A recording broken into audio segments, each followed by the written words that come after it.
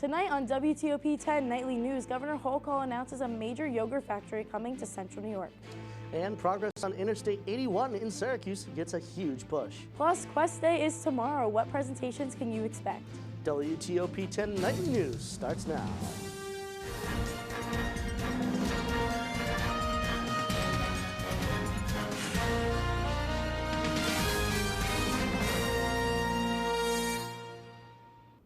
Good evening and thank you for joining us. I'm Piper Kiernan. And I'm Rob Finger. SUNY Oswego's annual Quest Day is tomorrow, and there are a wide range of activities happening all across campus. From music to economics, here are just some of the presentations you can look forward to.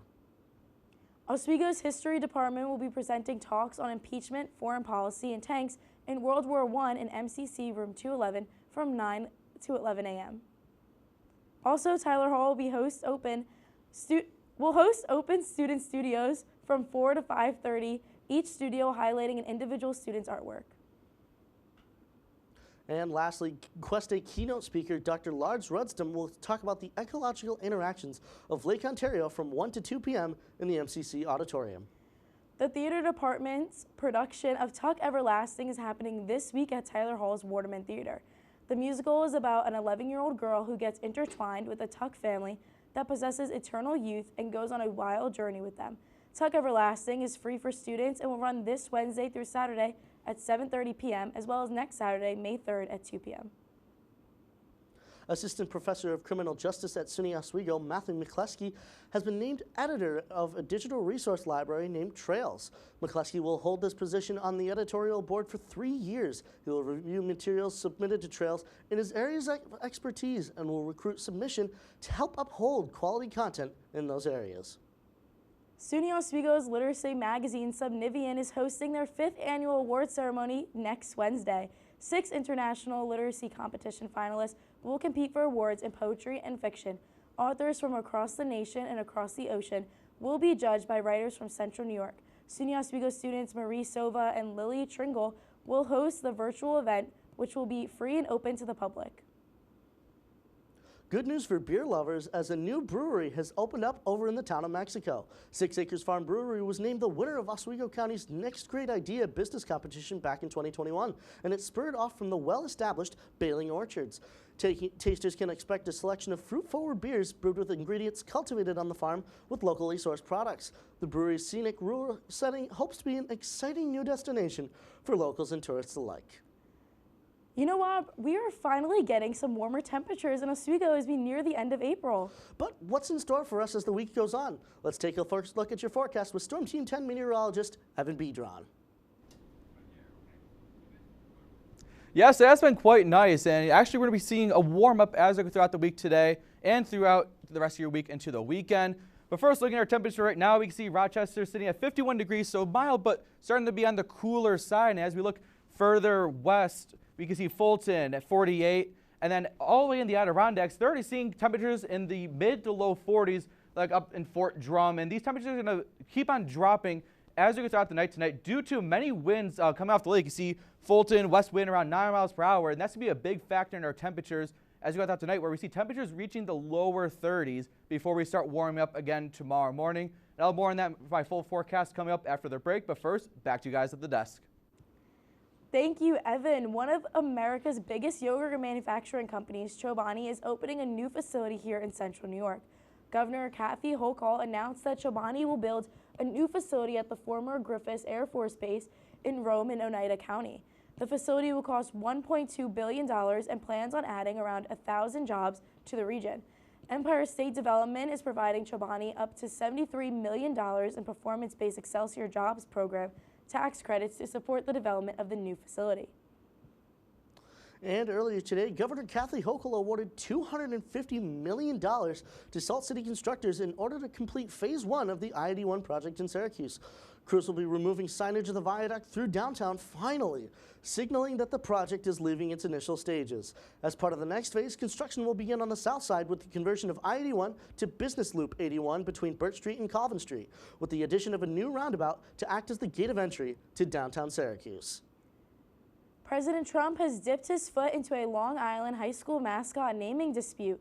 New York State has been trying to enforce their rule that bans schools from using Native American culture in their logos and mascots with state funding at risk. Massapequa, who uses chief as their logo and mascot, has been resisting the change. Trump called on Education Secretary Linda McMahon to fight to keep the school's name and criticize the New York policy.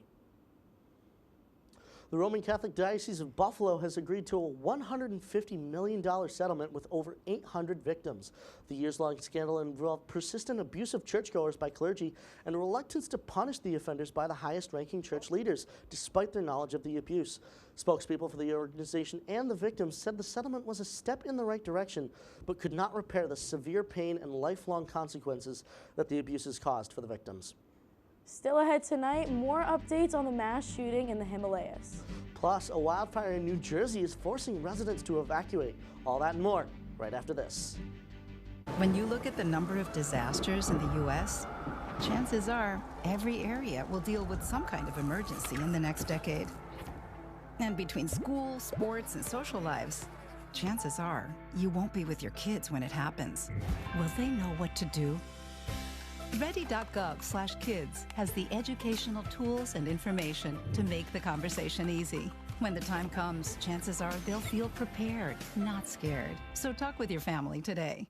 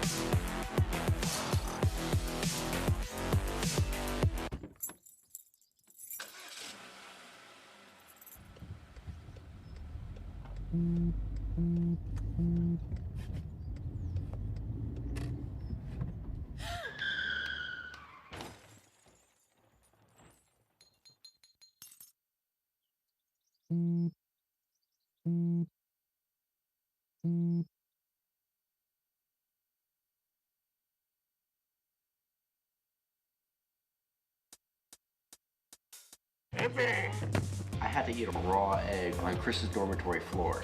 I currently don't have any federal pending charges. You know what you never did? You never walked to Walmart, Chris. That's my co-host. This is for making me eat roast Pop-Tarts.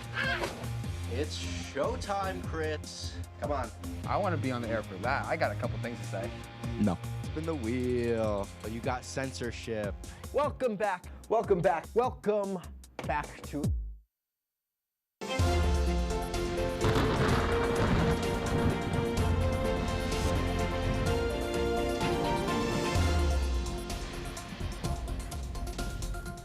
Welcome back to WTOP. I'm Storm Team 10 meteorologist Evan Bedron. Like I said before the break, we're going to start warming up, but first, tonight's going to be a little bit more on the chilly side, but currently right now, speed was at 47, west wind at 7 miles per hour, and that's going to be the thing that's going to keep us cooler tonight. As we look more region-wide at tonight's lows, see Oswego 37, but Pulaski, Adams, and Watertown all at 33, just above freezing as those winds whip off the lake, but then areas further west near Rochester, those temperatures are going to be more on the warmer side, maybe in the upper 30s to low 40s. And so taking a more wide look, you see a lot of clearing across much of central New York and most of New York itself. And you see some rain showers off towards our west, and that's going to be bringing a lot of warm air to us. But thankfully, no rain is in the forecast as we go throughout the week into this weekend. But first, though, a lot of us are probably trying to figure out what to wear tomorrow. It's been cold, warm, and tomorrow, 56 degrees. You probably make it outside with a t-shirt, but maybe bring a jacket tomorrow morning as temperatures start to slowly climb out of those lower 30s. And then with these warmer temperatures, we are also expecting some allergies to return, especially pollen. But I mean, that's all across the board. Tree, weeds, grass, and mold, all high levels as we go through the next 5 days as these temperatures begin to warm up. And taking a look at our futurecast, you see much of Wednesday all the way into Wednesday morning clear, but you see some clouds, but that's going to be mainly south of us near the Syracuse metro area. And we won't be seeing some more widespread cloud cover until Thursday, really early in the morning, as our next weather system begins to make its way to our area. But a lot of showers are going to be mainly south of Syracuse as we go throughout the day on Thursday into Thursday evening. And then Friday, that's the time we'll start seeing more of our rain showers return to the area. So let's take you through your 7-day forecast. Wednesday, 56 as your high. Thursday, chance of showers, but mainly south of Oswego, south of Syracuse, but 70 degrees. So we finally hit 70. Friday just below 70. Those showers return to our area, slightly cooling us down. Saturday, we're going to be in the lower 50s as more showers stick around our area early Saturday morning. But then Sunday, Monday, Tuesday, we begin to warm up, with Tuesday nearing 75 degrees. So it's going to be a very nice day, but with some scattered showers. So if you get a chance to see some sunshine on Tuesday, make sure you bring some water and sunscreen with you because it will be hot. And that's all for my forecast. Now back to you guys at the desk. Thank you, Evan. In New Jersey, parts of the Garden State Parkway were closed today due to a raging wildfire. According to the New Jersey Forecast Fire Service, mandatory evacuations are in place on Wells Mills Road from Bryant Road to the Garden State Parkway. The wildfire was reported at the Greenwood Forest Wildlife Management Area in neighboring Barnegat Township. The blaze has grown to 1,200 acres in size and is 0% contained. Treasury Secretary Scott Bessent has told investors that the U.S.-China trade war is unsustainable and he expects the battle to de-escalate. Bessent spoke to investors at a closed-door event earlier today that was held by J.P. Morgan Chase. He expects that both sides will de-escalate in the near future because the two countries have embargoes on each other due to extremely high tariffs. Word of Bessent's expectations was greeted with relief on Wall Street, where U.S. stocks extended their sharp gains. The Environmental Protection Agency was busy during Earth Day, but not for the reasons you would think. According to an AEP spokesperson, the agency began firing and reassigning hundreds of workers earlier today. Overall, 280 staff members were fired and 175 other employees were reassigned to other offices. The EPA says these cuts align with President Donald Trump's executive order targeting diversity, equity, and inclusion. Global tributes are being paid after history's first Latin American pontiff, Pope Francis, passed away at age 88 due to a stroke and heart failure on Easter Monday. Ivan Rodriguez reports from Vatican City on the latest plans for his funeral. This morning, Cardinals conducted the rite of confirmation of death and disposition over Pope Francis. One of many final traditions in the coming days that will carry the Pope to his requested final resting place at Santa Maria Maggiore Basilica Saturday. Some mourners remembering him today for his progressive approach to the papacy. He did a lot of things to try and adjust the church to modern time. He's somebody that I felt was kind of trying to hold the entire world together. This theology professor met with the Pope personally last October. She says he encouraged her and all who worked in God's name to, quote, make a mess if necessary to spread the gospel. Listen to the cry of the poor and the cry of the earth. And that was what he meant by go make a mess, make people pay attention, make people get out into the streets, make people care. Pope Francis will be remembered for his passionate defense of the planet, the plight of migrants, and achieving peace through diplomacy. He sort of set the groundwork for a broader, more accepting and loving and welcoming church. I'm hoping that that's part of his legacy. The Pope's final words were released by Vatican officials this morning. They were said to his personal nurse, who helped the Pope make a surprise appearance on Easter Sunday, shortly before his death. Thank you for bringing me back to the square, he said. In Vatican City, I'm Ivan Rodriguez reporting. On Wednesday, the Pope's coffin will be taken by professional to St. Peter's Basilica, where it will lie for public viewing until his funeral. His burial at Santa Maria Maggiore makes him the first pope interred outside of Vatican City in 20 years. At least 26 people have been killed and a dozen injured in a suspected terror attack in the disputed Himalayan region of Kashmir and Jammu. The attack took place in a popular tourist destination in Pahalgam and then in the India-occupied part of Kashmir. The group of tourists were fired upon by suspected militants, and the injured were taken to the district's main hospital for treatment. No group has claimed responsibility for the attack. The Indian Army Corps has said a search operation is underway to bring the attackers to justice. When WTOP-10 Nightly News continues, a new study finds how cannabis impacts teens. And major clothing brands are planning price hikes after Trump's tariffs kick in. Find out which brands may be the most impacted after the break.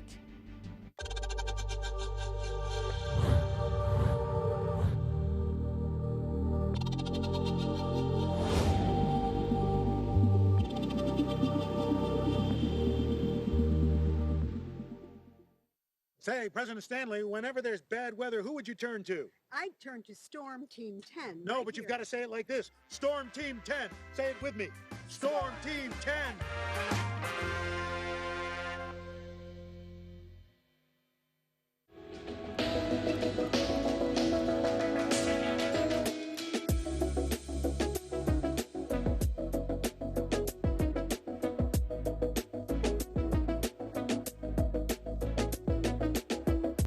If you like action,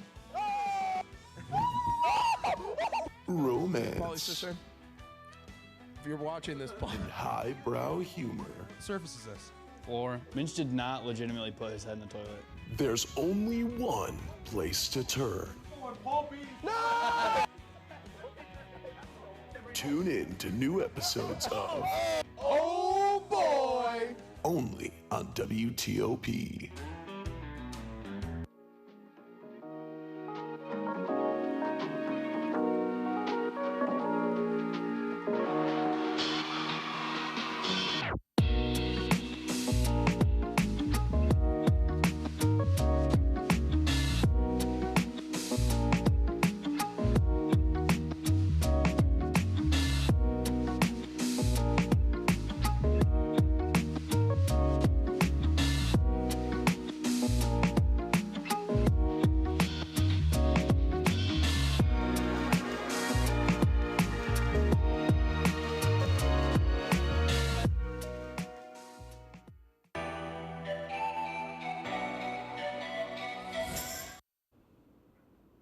Welcome back, everyone. In consumer news, get your Temu and Shein orders in now before the Chinese e-commerce sites raise prices.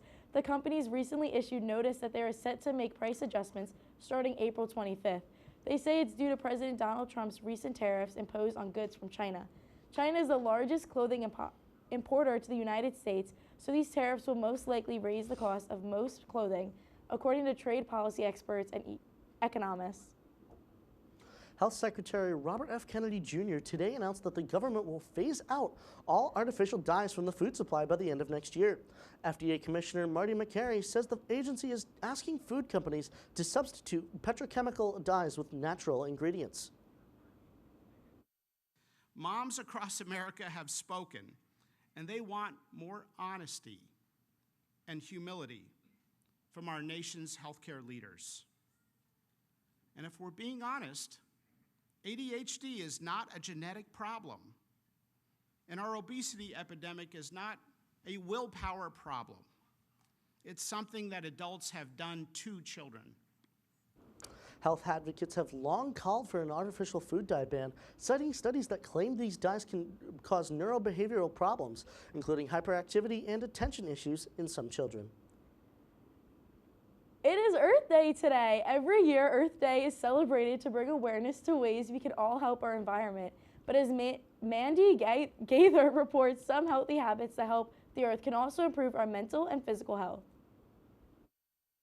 It's the only home we have, but caring for Earth and your health are two things you can do at once. I think it's a win-win situation. Dr. Sophia Asphalt with Cleveland Clinic says small changes can make a big difference for your body and mind and your planet. First, get outside and enjoy it by biking, walking, or running more. You can get to where you're going without relying on a vehicle, which reduces emissions into the air. And these improve our physical health by improving weight management. It could also improve our cardiovascular health. It may even lower cholesterol levels. Asphalt says to also consider changes to your diet. Buying local, fresh fruits and veggies can help you eat healthy and reduce food transportation emissions. She says to also think about moving towards a more plant-based diet to reduce your carbon footprint and give you healthy alternatives. While not everyone wants to have a solely plant-based food diet, it may be an important part of a healthy, balanced diet. Finally, Asphalt says focus on green hobbies like gardening or even planting trees. These activities can promote physical and mental health by getting you moving outside in nature, and you may even grow your own healthy food. No thing is too small, and collectively we can all make a difference for our health and for the health of our planet. For Health Minute, I'm Mandy Gaither. As Foss says, good habits at home can also help us be more financially healthy while also helping the planet. You could try turning off the lights when they're not in use, using shorter cycles on washers and dryers, turning off water while you're lathering up with soap or brushing teeth, and drinking water from reusable water bottles instead of plastic ones. A new study in Canada found legalizing cannabis products may be linked to more teens using the substance. The study, published in JAMA Network Open Journal, found that teen use of cannabis rose 26% in Canadian provinces that legalized the sale of edibles and extracts in October 2019.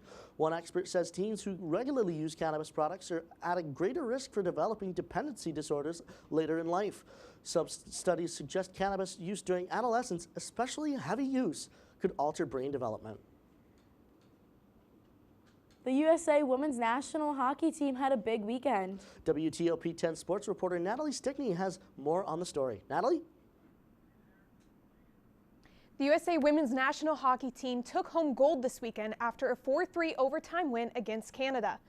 This makes it the 11th time the Americans have taken home the gold and puts team captain Hillary Knight in the record books as she adds her 10th goal to her collection and becomes the woman with the most golds in IIHF Women's World's history. The fight's not over for Knight, though, as she will head back to the Boston Fleet as they fight to keep their spot in the PWHL playoffs. Coming up in sports, Michelle Smith dies in a Lakers sports and an exciting WrestleMania weekend. What's going on? Yeah, we go on at like 11:30. It's like No. What do you mean no? It's 10:30. 10:30? Matt, it's 10:30. What do you mean it's 10:30? Hey, don't touch that. That's my ladder. Hey, man. Whoa. You know this book was already discounted 10%? Wow. Get a close up of that one. Matthew, Look at that. Can we go back inside? I want to sleep in the studio again.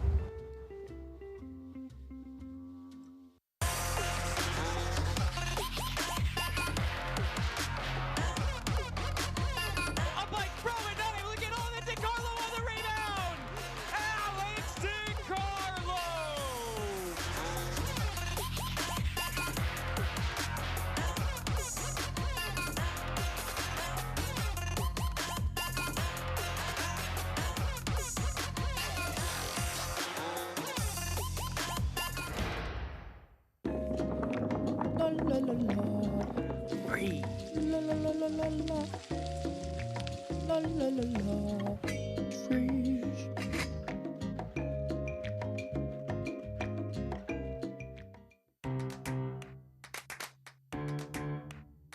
We'll deep dive into our feelings in our Real Talk segment. Stay tuned because it's about to get real.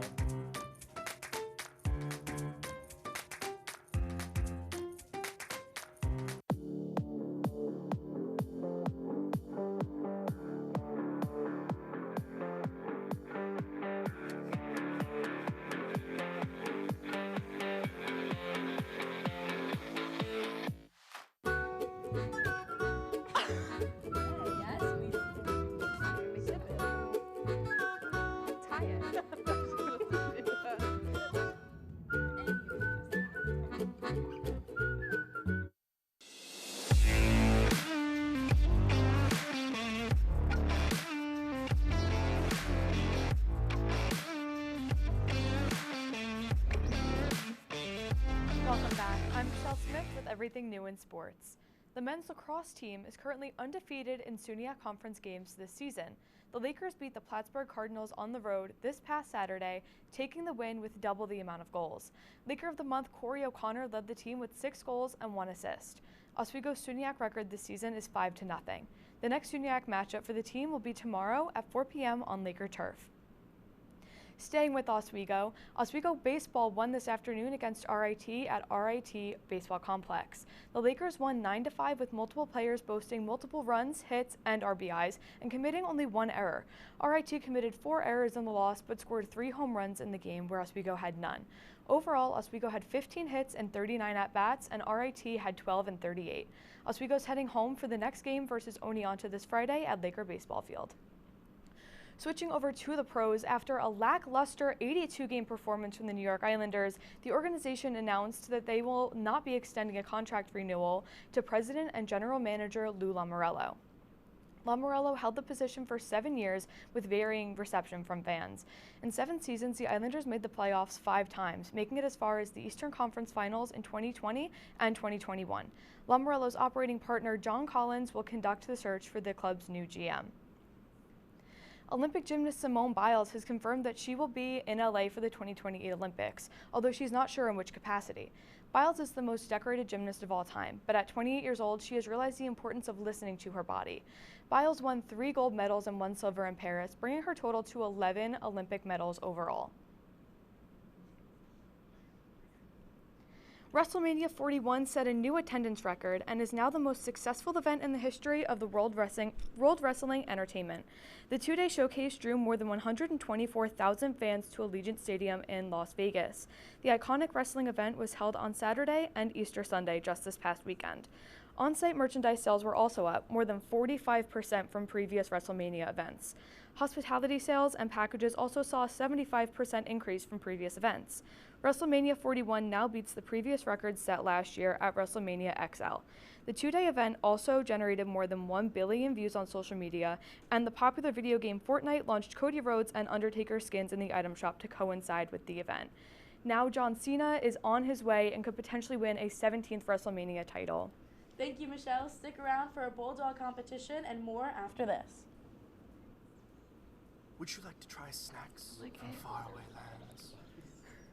Or snacks with bizarre flavors? I was literally watching her iPad. How about snacks in new ways? Or snacks you've never tried before? Over a minute and 4. Yeah. Here. I guess Michelle talks too slow. I was about to say, like, No. I have an idea for banter. No, I talked too fast again. Yeah.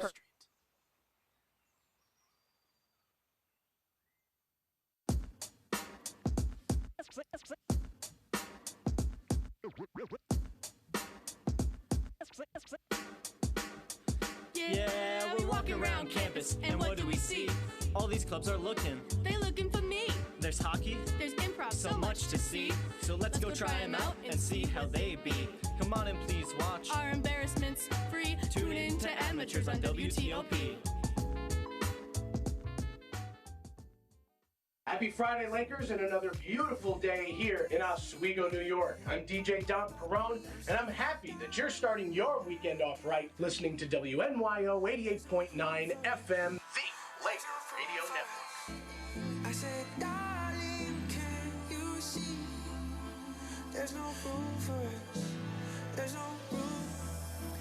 Now our lives are changing.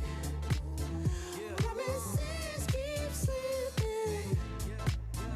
And I always knew it wasn't you. It wasn't you.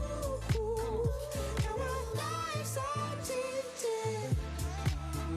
Promises keep slipping. And I always knew it wasn't you. It wasn't you. For more than 45 years, an Iowa university has hosted a contest to find the most beautiful bulldog. This year, an 80-pound pup named Milo took home the crown, beating out 30 other bulldogs from the Hawkeye State. After being crowned the champion, Milo will be the official mascot for the 115th Drake Relays this week. The first runner-up was a bulldog that likes to sleep 23 hours a day. I don't know about you guys, but if Oswego had a competition about dogs, my dog Teddy would 100% win. No. Yes. My dog Nora would win. She is a cutie. I love her with sorry. everything of my heart. No one's cuter than my dog. Debatable. Do you have a dog that you think will win? I think that the dog that will win is my dog tattoo that I do show off every time we banter about dogs on here, guys. So thank you for the shout out. Oh, man. Speaking of competitions, what's been going on in sports recently? Well, of course, we do have the NHL Stanley Cup Finals playoff series. We have been following within the studio and within the office. So, you know, I think personally, I see the Capitals winning the cup. Anybody else have some predictions for us tonight? I see the Dallas Stars winning just because I want local boy Thomas Harley to bring the cup back to Syracuse. I have the Colorado Avalanche winning, so we got some rivalry now. I got the Avalanche too. There we go. Since we got the same team, you got anyone winning for weather? Yeah, it's gonna be very warm, and you know, make sure you get outside as you go into this weekend. Absolutely. That's our report for tonight. Be sure to stay tuned for Entertainment Breach. Thank you for watching. And have a great night, everyone.